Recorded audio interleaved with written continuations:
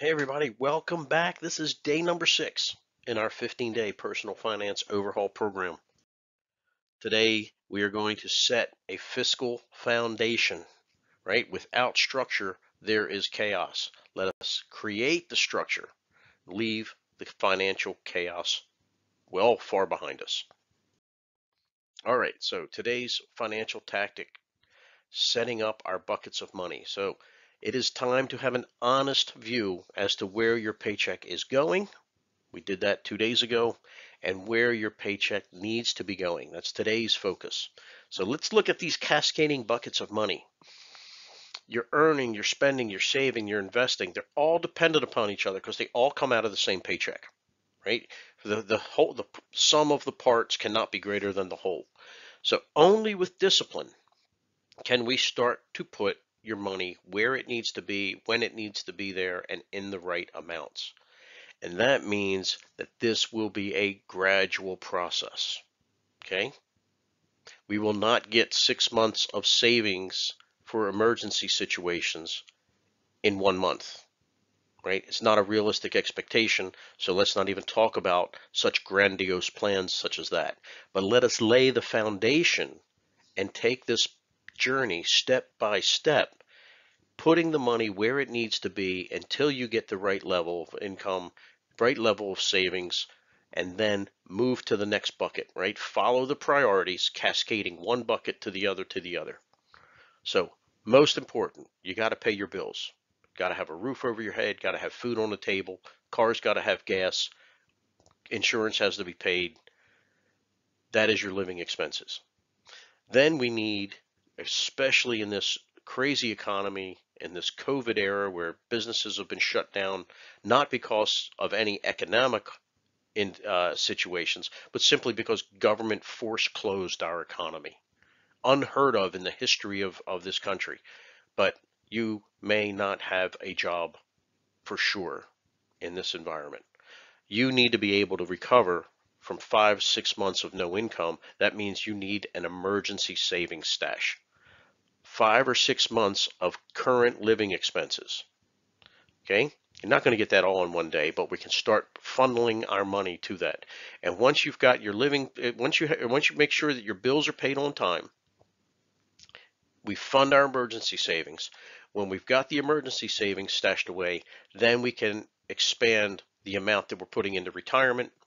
Once we're hitting the proper amount for retirement planning, then we can talk about either additional retirement or just individual independent investing. So the reality is you just can't share your money with everybody else and expect to have anything left over for yourself. And there's too many Americans living paycheck to paycheck. Okay. Many of us, I'm there, many, and I've been there for a while. I'm changing that, but I know exactly what it means to be there. That if you lost your job, you are just a couple of months away from such a financial devastating loss. It may be unrecoverable. You may be homeless in a few months if you just lost your job for just a little while, because every penny that's coming in the door is going right back out, paying bills, not saving, not investing.